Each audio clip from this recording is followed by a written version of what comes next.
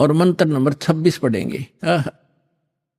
इसमें लिखा है कि यज्ञ करने वाले यजमानों के लिए परमात्मा, यज्ञ माने धार्मिक अनुष्ठान, करने वाले यजमान माने भक्त, साधना करने वाले साधकों के लिए परमात्मा सब रास्तों को सुगम करता हुआ उनके विघ्नों यानी संकटों को मर्दन करता है, नष्ट करता है, उनको पवित्र करता हुआ और अपने रूप को सरल करता हुआ। क्योंकि सतलोक में परमात्मा का रूप आपको बताया दास ने कि बहुत तेजों में है। अगर वो एज इट इज आ जावे यहां पर उसी तेजो युक्त शरीर से, जिसके एक रोमकूप में करोड़ सूर्य करोड़ चंद्रमा मिला दे, इतनी रोशनी तो हमारी चरम दृष्टि नहीं दे सकती। हम देख सूर्य को नहीं देख सकते, और वो तो करोड़ों सूर्य एक रोमकूप में इतना प्रकाश। इसलिए परमात्मा अपने रूप को सरल करके आते हैं। जैसे एक कक्ष में, कमरे में 1000 वाट का ट्यूब है, 500 की है, 100 की है या 10 वाट की है, तो उस सब बंद करके एक 10 वाट की चालू कर दी या 5 वाट की, तो जितना आवश्यक प्रकाश उससे है वो हो गया, बाकी वो है विद्यमान, लेकिन वो प्रकाश ऑफ कर लिया। ऐसे वो परमात्मा का जो शरीर है इतना नूरी है, उसको कम करने के लिए वो अपने उस ऐसे स्विच ऑफ करके ओनली सिंपल सा प्रकाश युक्त शरीर यहां रख लेते। तो उसका प्रमाण यहां देखिएगा, ये पढ़ रहे हैं ऋग्वेद मंडल नंबर 9 सूक्त 86 मंत्र 26 पढ़ रहे हैं, 86 का 26। अपने रूप को सरल करता हुआ, अपने रूप को, शरीर अपने रूप को, सकल को सरल करता हुआ वह कांति में परमात्मा। ये देखो इन्होंने यहां गड़बड़ी कर दी। ये देखो ये है कबीर, हम कबीर बोले, बै बोला हम कबीर, वेदों को वेद बोलते हैं, तो यहां कबीर हम इसको कबीर लिखा, कबीर। इस रै को इन्होंने संधि छेद करके अपसर्ग लगा दिया, अपसर्ग लगा के इसका अर्थ कर दिया, कवि का अर्थ कर दिया सर्वज्ञ। कवि कोई सर्वज्ञ नहीं होता, ना आज तक होया है, परमात्मा ही सर्वज्ञ होता। यहां अर्थ नहीं करना चाहिए था, अर्थ करके अनर्थ किया इन्होंने। यदि कहीं किसी काव्यकार की महिमा वर्णित हो और वहां कवि शब्द हो तो वहां अर्थ किया जा सकता, काव्यकार कर दे, सर्वज्ञ वहां भी नहीं किया जा सकता। तो यहां कबीर देव लिखना था। जैसे ये यजुर्वेद है, आपको प्रमाण दिखाते हैं। जैसे ये एक पुस्तक है यजुर्वेद, इस पर ऊपर रे लगा हुआ है। अब इसी में प्रमाण दिखाते हैं आपको। ये देखिएगा, ये यजुर्वेद है, ये महर्षि दानंद द्वारा ही इसका अनुवाद है। ये प्रकाशक सार्वदेशी कार्य प्रतिनिधि सभा 2/5 महर्षि दानंद नई दिल्ली से, और ये महर्षि दानंद द्वारा इसका अनुवाद है और ये यहां से छपा है। इसके हम आपको ले चलते हैं 36वें अध्याय के, यह 63 अध्याय यानी 33वां अध्याय 36, ये यजुर्वेद है। और यहां देखिएगा इसका प्रथम मंत्र है, इसमें लिखा है कि रचम वाचम प्रपदे मनो यजु प्रपदे, ये यजु शब्द है, इसका 2 अपसर्ग लगा रखिए। अब इसका अनुवाद महर्षि दानंद जी ने यहां कर रखा है, देखिएगा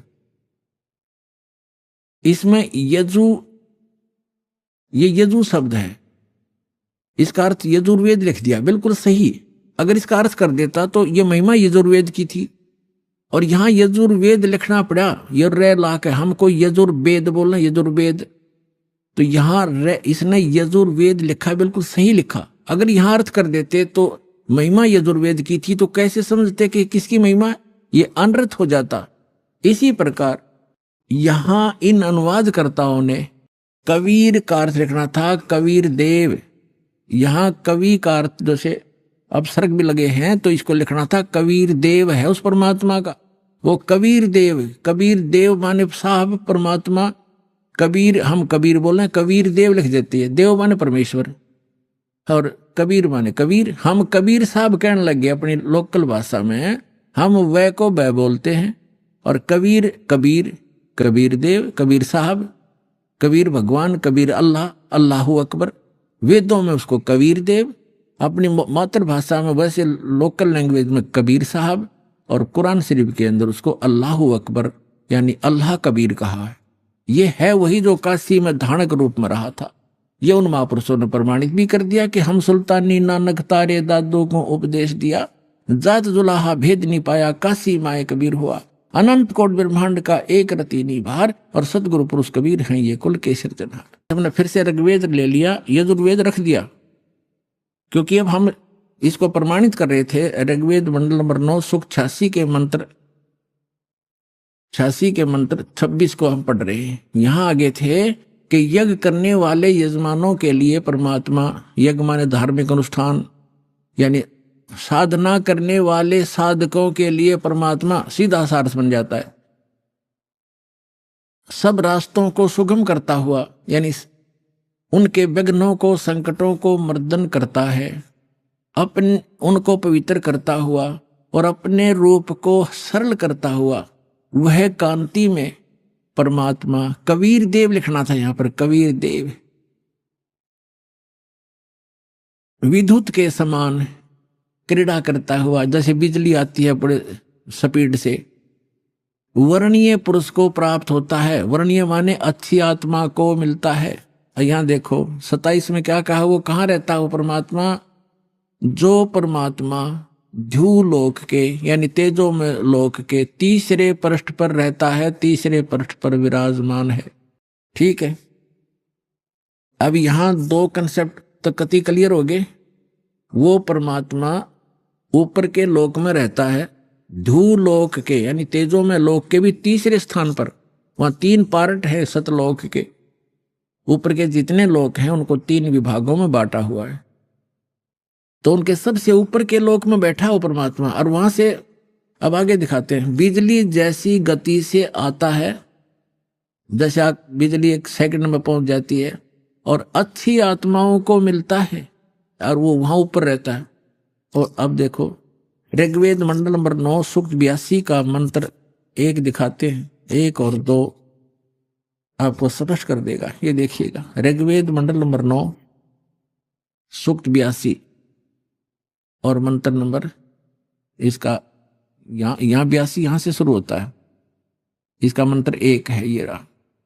इसमें है कि वो अमर परमात्मा, सोम माने सर्वोत्पादक प्रभु, सबकी उत्पत्ति करने वाला परमात्मा, प्रकाश रूप सद्गुणों की वृष्टि करने वाला, पापों का हरण करने वाला। अभी आपने सुने संत रामपाल जी महाराज के मंगल प्रवचन। आइए अब सुनते हैं संत रामपाल जी महाराज से नाम दीक्षा लेकर सतभक्ति करके अद्भुत लाभ प्राप्त करने वाले अनुयायी के विचार। दर्शकों, मनुष्य अपने जीवन में शारीरिक सुख और मानसिक शांति की तलाश में अपने धर्म में प्रचलित सभी प्रकार की भक्ति साधनाएं करता है, विभिन्न धर्म गुरुओं की शरण ग्रहण करता है, लेकिन फिर भी उसके जीवन में न तो उसे शारीरिक सुख प्राप्त होता है और न ही मानसिक शांति।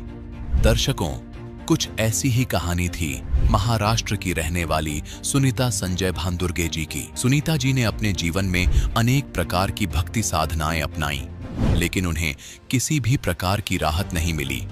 आखिरकार सुख की तलाश में उन्होंने राधा स्वामी पंथ का भी द्वार खटखटाया, लेकिन अफसोस वहां से भी उन्हें निराशा ही हाथ लगी।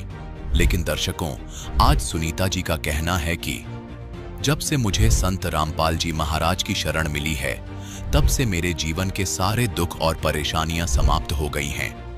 दर्शकों, आखिर संत रामपाल जी महाराज ने इन्हें ऐसी कौन सी दिव्य जड़ी बूटी दे दी जिससे इनके जीवन के सारे दुख और परेशानियां छूमंतर हो गईं? दर्शकों, अब सवाल यह उठता है कि आखिर क्यों आज सुनीता जी जैसे लाखों श्रद्धालु अन्य धर्म गुरुओं को छोड़कर संत रामपाल जी महाराज की शरण ग्रहण कर रहे हैं? आखिर इसके पीछे की सच्चाई क्या है? आइए सुनते हैं सुनीता जी की कहानी, उन्हीं की जुबानी। जी नमस्कार। नमस्कार सर जी। क्या नाम है जी आपका? मेरा नाम सुनीता संजय भांदुर्गे है। सुनीता जी, कहाँ से आए हैं आप? मैं महाराष्ट्र जिला वाशिम से आई हूँ। संत रामपाल जी महाराज की शरण में आने से पहले आप क्या भक्ति साधनाएं करते थे? हम संत रामपाल जी महाराज जी के शरण में आने से पहले सभी देवी देवताओं की भक्ति करते थे। जो भी त्यौहार आता था उस त्यौहार में हम सभी जो भी देवी देवता की जो व्रत रहता था वो सब भक्ति करते थे। जैसे कि जब दिवाली आती थी तो दिवाली मनाते थे, जब रक्षाबंधन का त्यौहार आता था तो वो भी मनाते थे, जब कोई गणेशोत्सव रहता था, हमारे महाराष्ट्र में गणेशोत्सव रहता है तो वह उस पर फिर गणपति बैठाते थे, उसका विसर्जन भी करते थे, गौरी गणपति का भी विसर्जन करते थे, अन्य अन्य बहुत देवी देवताओं की भक्ति हम करते थे। आपने बहुत सारी साधनाएं की हैं, बहुत सारी भक्ति की हैं। क्या संत रामपाल जी महाराज से नाम दीक्षा लेने से पहले भी आपने कोई गुरु बना रखा था? हाँ, संत रामपाल जी महाराज जी के शरण में आने से पहले हमने राधा स्वामी सत्संग व्यास से नाम लिया था। गुरुमिंदर सिंह से हमने नाम लिया था। उन्होंने आपको क्या भक्ति साधनाएं बताई? उन्होंने हमें 5 जो नाम रहते थे उसमें ज्योत निरंजन और ओमकार नारंकार सोहंग सतनाम, ये 5 नाम दिए थे।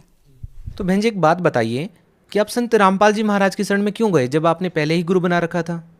हमने गुरु बना ही रखे थे, लेकिन हमको कोई भी लाभ नहीं होता था। जो हम आध्यात्मिक लाभ चाहते थे, जो हमारे जीवन में लाभ होना चाहिए वो लाभ चाहते थे, वो हमें नहीं मिलता था।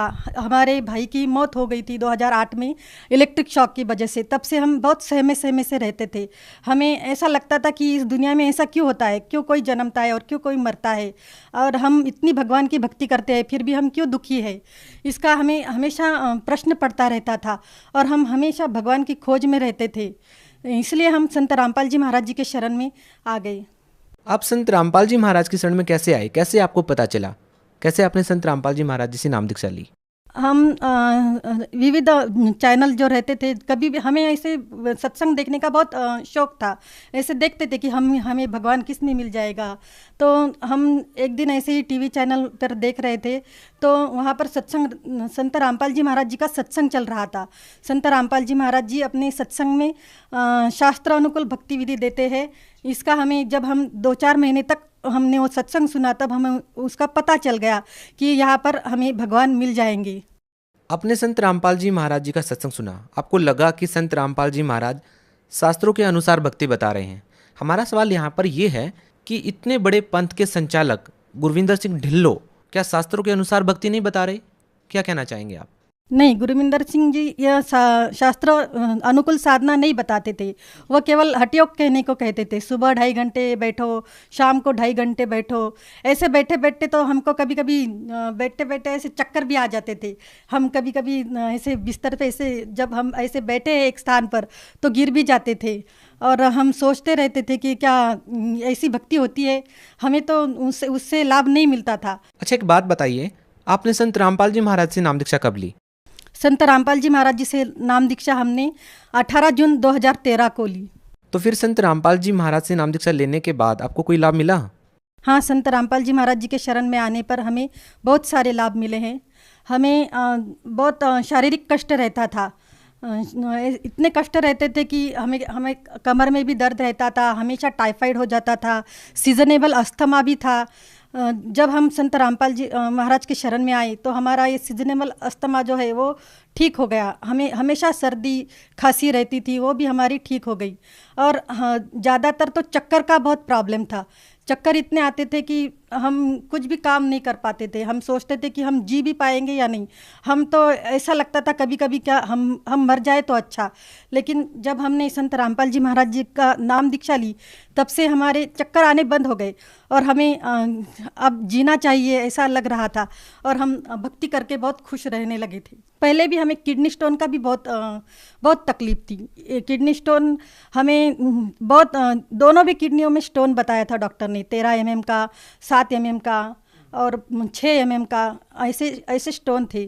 तो हमारा जो स्टोन है उसमें कोई भी दर्द नहीं है और जो 6 mm और 7 mm और 9 mm का जो स्टोन था वो हमारे गिर गए हैं। ऐसे हमें संत रामपाल जी महाराज जी से बहुत शारीरिक जो कष्ट था उससे बहुत आराम मिल गया है। और हमारी बच्ची थी, मेरी बच्ची 3 साल की थी, जब वो ऊपर की मंजिल से ऐसे 10-12 सीढ़ियों से नीचे गिर गई थी।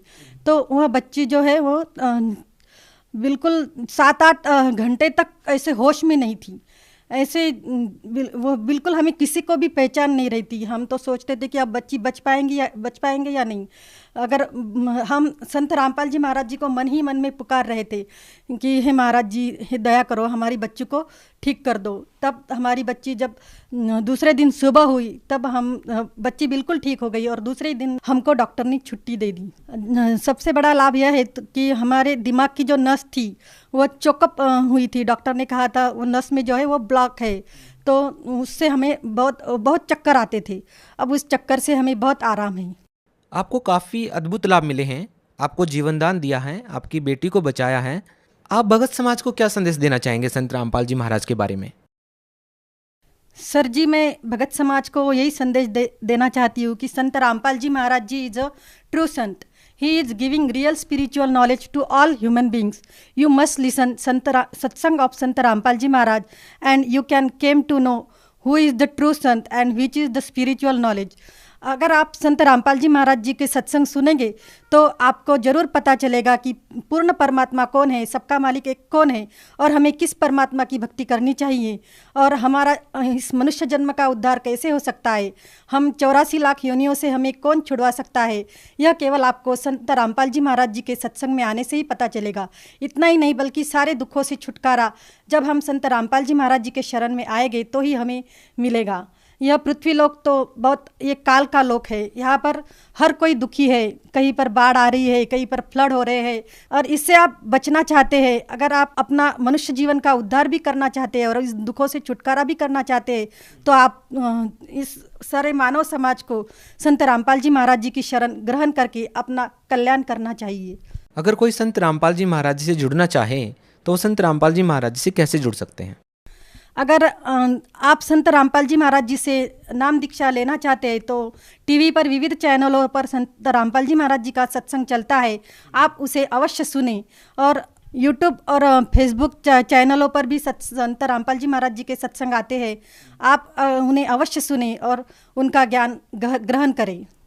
बहुत बहुत धन्यवाद सत साहेब।